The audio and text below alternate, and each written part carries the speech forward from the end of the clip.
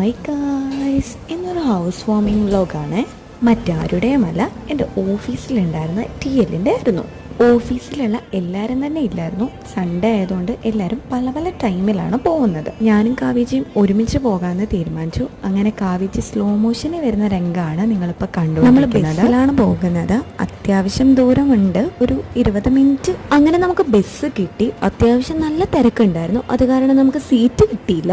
നമ്മളങ്ങനെ വീടെത്തി. ഇതാണ് സാറിൻ്റെ വീട്. നമ്മൾ ഉച്ചയ്ക്ക് വന്നതുകൊണ്ട് അധികം തിരക്കൊന്നുമില്ലായിരുന്നു.